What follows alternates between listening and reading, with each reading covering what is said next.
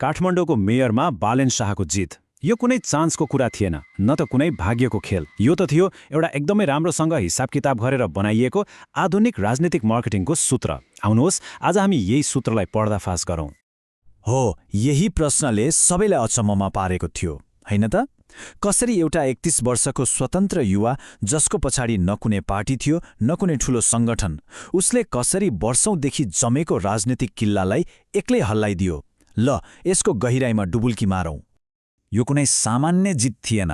लगभग 23,000 भोटको फराकिलो अन्तरले जितेको जित थियो यो आँकडाले स्थापित दलहरूलाई झसङ्ग मात्र बनाएन, बरु काठमाडौँका मतदाताले कस्तो परिवर्तन खोजिरहेका रहेछन् भन्ने कुराको एकदमै स्पष्ट सन्देश पनि दियो।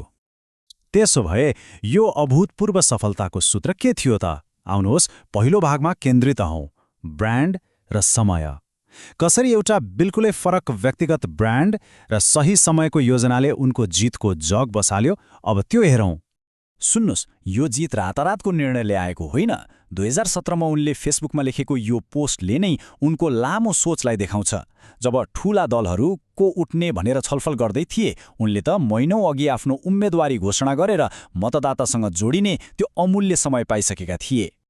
उनको अभियानको मुख्य आधार नै यही आधुनिक मार्केटिङको फर्मुला थियो।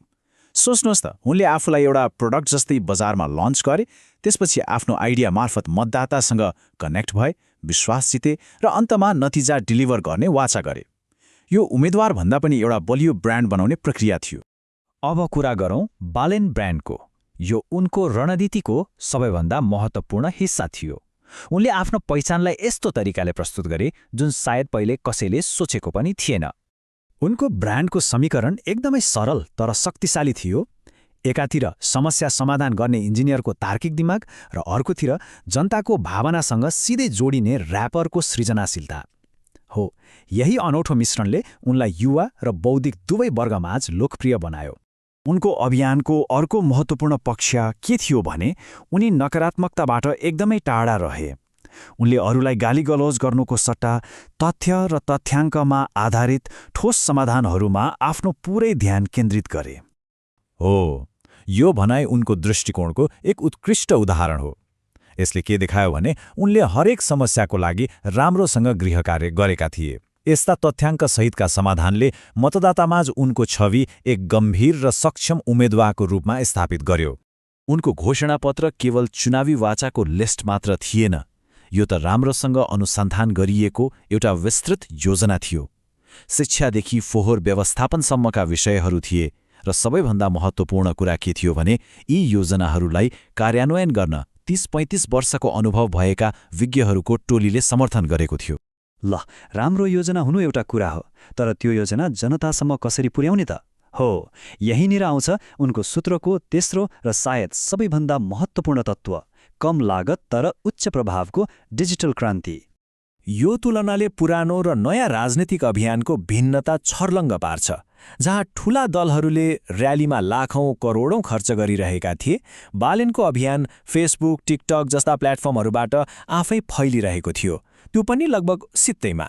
उनको डिजिटल प्रचारको पछाडि जनताको यही भावनाले इन्धनको काम गरेको थियो। स्थापित नेताहरूप्रतिको निराशा र आक्रोश यति धेरै थियो कि मानिसहरू आफै उनको अभियानको हिस्सा बने र सामाजिक सञ्जालमा उनको प्रचारक बने। चुनाव चिन्हको छनौट पनि निकै चलाखीपूर्ण थियो। लौरोले एकैसाथ दुईवटा शक्तिशाली सन्देश दियो। एउटा वृद्धलाई टेवा दिने सहारा र अर्को गलत काम गर्नेलाई सजाय दिने हतियार।